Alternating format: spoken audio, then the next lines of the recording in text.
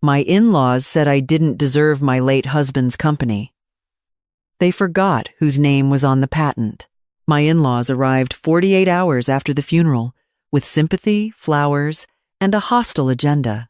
I knew about the agenda before they sat down because my mother-in-law, Patricia, does not know how to perform grief without also arranging leverage.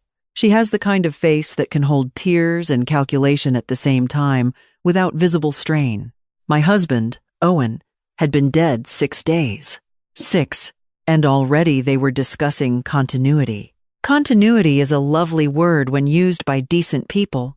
In greedy families, it means transfer. Owen founded our company in our garage 12 years earlier with 2 folding tables, a borrowed soldering station, and a level of conviction that looked irrational until the 4th client and looked prophetic by year 3. We made specialty sensor systems for agricultural water monitoring. Niche, useful, unflashy, exactly the kind of business investors ignore until it quietly becomes indispensable. By the time Owen died aneurysm, instant, no warning, one of those sentences that still does not feel like grammar, we had 32 employees, a leased facility, 3 state contracts, and 1 pending licensing deal that would have changed everything. We also had a marriage. That matters because people like Patricia prefer to remember widows as emotional accessories to men's greatness rather than active co-builders of whatever they married. I handled operations, finance, vendor management, payroll, hiring sequences, regulatory filings, client retention after Owen charmed them into signing. He designed, pitched, invented, dreamed in circuitry. I translated dreams into invoices. Together, it worked. Apart? It would have depended on who understood what the company actually was. Patricia sat in my living room holding a tissue she never used and said, "We all want to protect Owen's legacy." There it was. Legacy. The greediest word in any estate conversation. Across from her sat my father-in-law, Bernard, who still wore his grief like he expected applause for not speaking. Beside them was Owen's younger brother, Scott, who had failed at 3 startups and therefore considered himself entrepreneurial. I had not invited Scott. That was a message in itself. I placed the coffee tray down and sat. "What exactly are you proposing?" I asked. Patricia inhaled. "We think the company needs experienced family oversight in a time like this." I almost asked which family. Instead, I said, "Go on. And can it?" Scott leaned forward as if he had been waiting all morning for adult permission to audition. "I've been thinking I could step in short term. Just stabilize things. Keep the engineering side credible while you recover. Recover. Not lead. Not continue. Not decide. Recover. If you have ever watched people mistake your grief for incompetence because it would make their access easier, comment 1. The speed of that transformation is one of life's ugliest marvels. I let the silence stretch. Scott mistook it for hesitation. I mean, no offense, Maya, but Owen was the technical mind. There are insults so familiar you almost miss them the first time. Women in business hear some version of that sentence so often, it risks becoming weather. No offense, but he built the real thing. No offense, but you handled support. No offense, but leadership is different.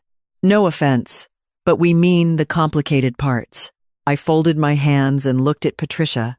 "And this is what you all discussed before coming here?" She didn't flinch. "We discussed what Owen would have wanted." No, they discussed what his death might unlock. Owen would have wanted me not to have this conversation while his toothbrush still sat in our bathroom glass. What I said was, "Did Owen ever tell any of you how the company is structured?" Scott gave a little impatient smile. "It's an LLC." "Yes, we know that. Do you?" Patricia's eyes narrowed. "Because that tone, calm, factual, almost pleasant, is the tone people use when they know the room contains a trap they did not set.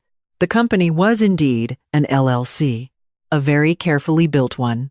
Years ago, after Scott asked once too often whether Owen planned to bring the family in when the business scaled, our attorney advised us to clean up everything: membership interests, death contingencies, patent holdings, management succession, and voting authority.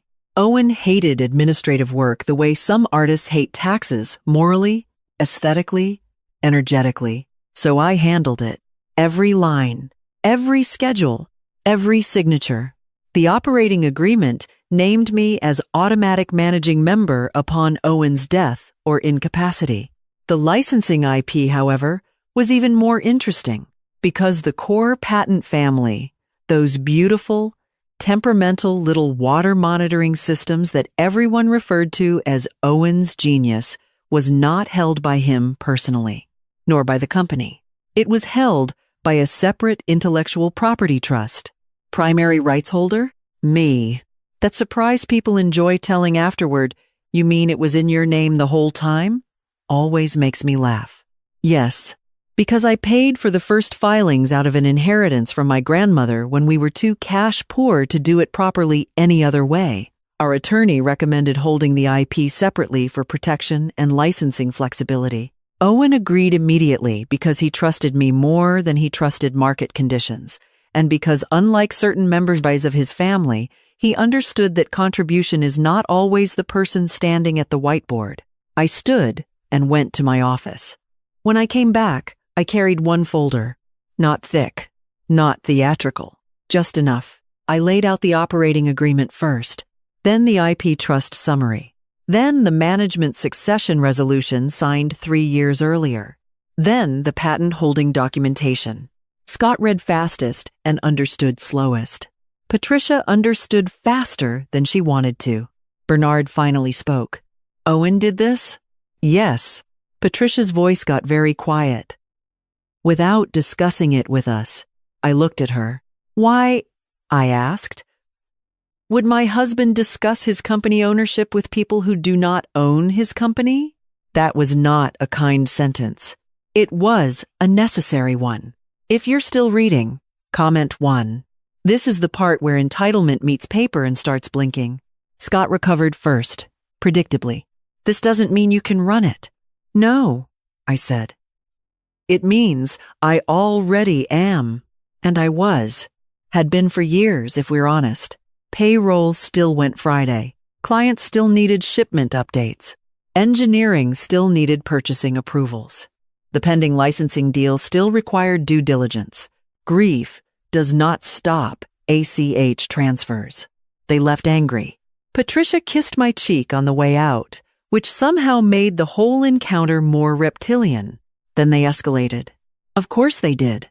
Scott began calling senior staff just to check in. Patricia contacted one of our early investors and implied there might be leadership uncertainty. A cousin I hadn't heard from in 11 years emailed to say Owen had always envisioned the business staying blood family. It's stead on.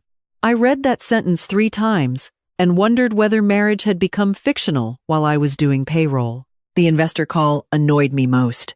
Not because it was dangerous, though it was. Because it was sloppy. I called the investor myself within the hour, scheduled a meeting, presented the succession docs, the active revenue forecast, and the licensing timeline, and walked out with reaffirmed support and a compliment I enjoyed more than I should have. "You're a lot more formidable than your mother-in-law suggested."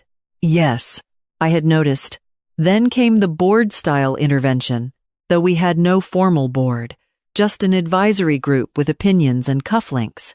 Patricia arranged a dinner and invited me under the pretense of wanting everyone aligned for Owen. I went. Always attend your own ambush if possible. It improves the evidence. Scott was there, along with 2 advisors and 1 family friend who confuses money with authority so consistently it may qualify as religion. 10 minutes in, Scott suggested a temporary executive arrangement. 20 minutes in, Patricia implied I might find the technical load overwhelming.